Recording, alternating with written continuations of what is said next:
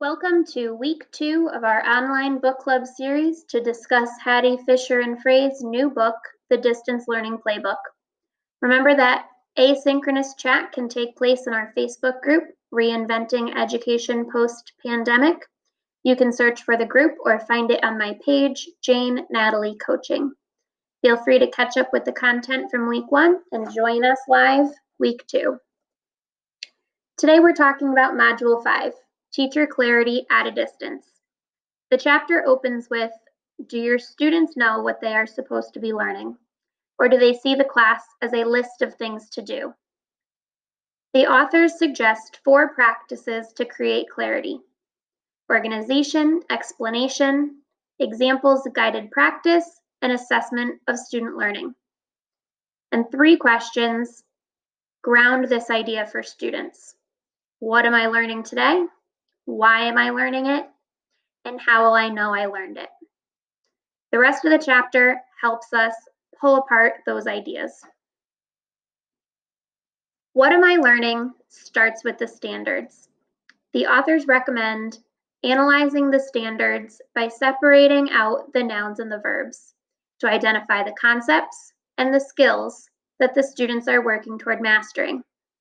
This helps clarify for ourselves what the focus for learning is. With that goal in mind, you can then pace out the flow of learning in short 2 to 4 week units, which is the time frame the authors recommend for distance learning. Once the learning is mapped out for you, the teacher, it's all about communicating with the students. They should know what they're supposed to be learning, the learning intentions, and we may have to be more mindful of reminding them of these learning goals when we are working from a distance. Then they need to know the success criteria. How will they know they've met their target? This can be explained through I can statements, checklists, rubrics, exemplars, etc. Just be sure students really understand these tools and you aren't just handing them the documents. Finally, help the students find the relevance in their learning. The author describes 3 types of relevance: personal association, having enjoyment or connection to the learning; personal usefulness, understanding how a task helps us reach a goal; and personal identification, the most powerful. How is the learning aligned to personal identity and purpose? Making clear these elements of relevance for students can help keep them engaged in their learning.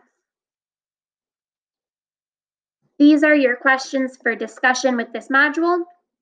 How can you routinely communicate learning intentions and success criteria to your students, especially when you are not in front of them? And then thinking about your first units of study, how can you help students find relevance in their learning? I hope you join us this Thursday at 7 p.m. Eastern for our live book club chat.